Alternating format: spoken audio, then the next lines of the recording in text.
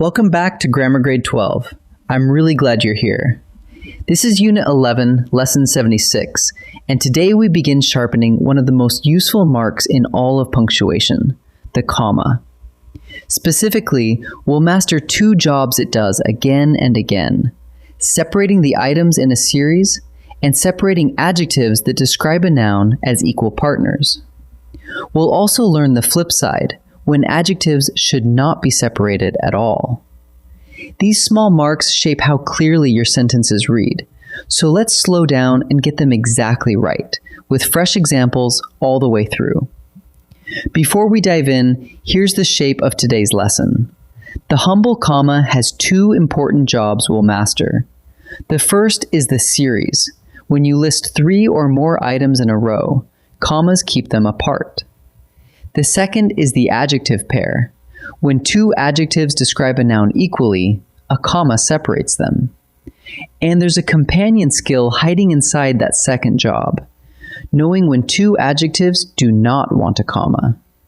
By the end, you'll be able to look at any list or any string of adjectives and let the meaning decide exactly where the commas go. Let's begin. Let's start with the simplest case, a series. A series is just three or more items listed in a row, and we separate those items with commas. Picture a checklist for a day hike.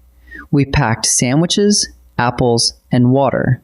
Three things, so we set them off with commas. And the items don't have to be single words. They can be words, phrases, or whole clauses. We hiked to the ridge, ate a quick lunch, and headed back down before dark. Three full phrases, each divided by a comma. The rule is the same either way. Whenever you list three or more items, separate them with commas. Now, a quick note about that last comma.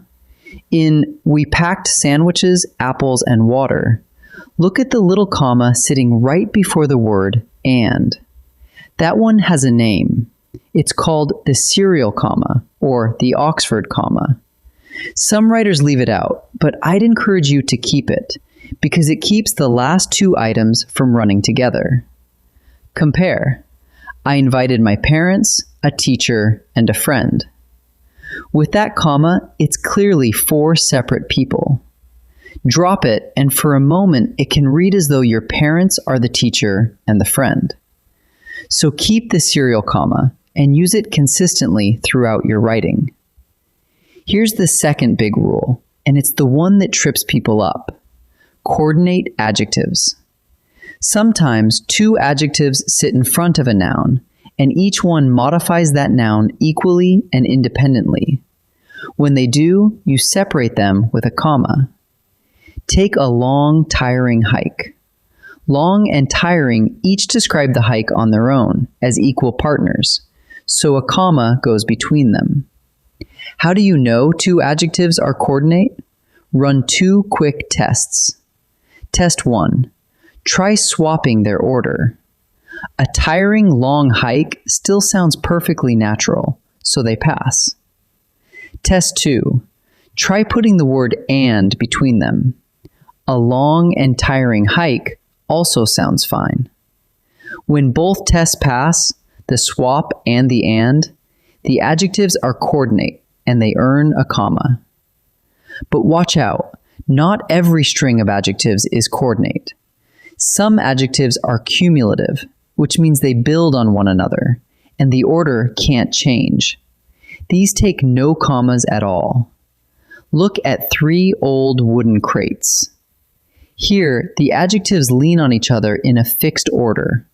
Wooden modifies crates, old modifies wooden crates, and 3 counts the whole bundle. Now run our two tests and watch them fail. Swap the order. Wooden, old, 3 crates. That's nonsense. Insert "and." 3 and old and wooden crates. Also wrong. Because the order is locked and the words won't take an "and," these adjectives are cumulative, so you write them with no commas. 3 old wooden crates. One more small trap, and it's an easy fix. Even when your adjectives are coordinate and do need commas between them, you never put a comma between the last adjective and the noun itself. Writing a long, tiring hike with a comma after tiring is wrong. The correct version is a long, tiring hike, comma between the two adjectives, but nothing between tiring and hike. The reason is simple. An adjective and the noun it describes belong together, and a comma there would only shove them apart. So commas can separate adjective from adjective, but the moment you reach the noun, the commas stop. Let's turn all of this into a quick check you can run on any sentence. 1. Are there 3 or more items in a row? If so, separate them with commas, and remember the serial comma before the final and. 2. Are there 2 adjectives before a noun? Try the swap test and the and test. If both sound natural, they're coordinate, so put a comma between them. 3. Do the adjectives lock into a fixed order and refuse the word and? Then they're cumulative. Leave the commas out. And 4. Have you reached the noun itself? Stop. Never drop a comma between the last adjective and its noun. Run those 4 checks and your commas will land exactly where they belong. Let's practice. In this first set, I'll give you a sentence and 2 versions of one part, one with commas, one without. Pick the version that follows the rule. Think about series and coordinate adjectives and picture those 2 quick tests. Pause the video and decide before I reveal each answer. We loaded the car with tents, lanterns, and food. Should those 3 items have commas or none at all? This is a series of 3 items, so each one is separated by a comma, and we keep the serial comma before and. The correct version is, we loaded the car with tents, lanterns, and food. She gave a clear, confident answer, with a comma or without. Run the tests. A confident, clear answer still works, and a clear and confident answer still works. Both pass, so the adjectives are coordinate and take a comma. She gave a clear, confident answer. He carried 2 heavy leather suitcases. No comma or a comma after heavy. Try the tests. Leather heavy suitcases sounds wrong, and heavy and leather suitcases sounds odd too. The adjectives are cumulative, locked in order, so no comma. He carried 2 heavy leather suitcases. Now the second set. These mix series, coordinate adjectives, and cumulative adjectives, plus that last little rule about the noun. Decide where each comma belongs. Pause and choose before I answer. It was a bright, cheerful room. 1 comma between the adjectives, or a second comma after cheerful too. Bright and cheerful are coordinate, so a comma sits between them. But you never place a comma between the last adjective and the noun. So it's a bright, cheerful room, with nothing before room. We stretched, warmed up, and started the race. Commas or none? These are 3 phrases in a series, and a series of 3 takes commas between the items, including before and. The correct version: we stretched, warmed up, and started the race. A small round mirror hung on the wall. No comma or a comma after small.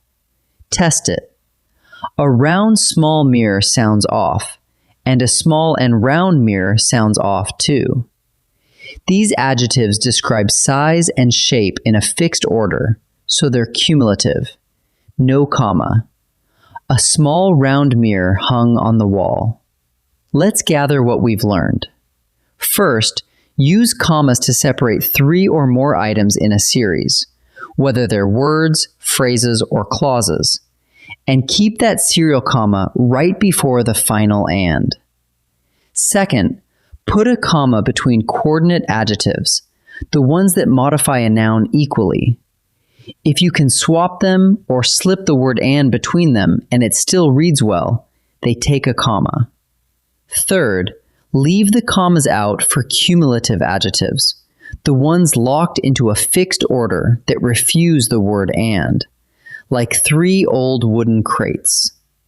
And in every case, never set a comma between the last adjective and the noun it describes. Next time, in Lesson 77, we'll look at commas with non-essential elements, the extra phrases and clauses a sentence could do without. I'll see you there.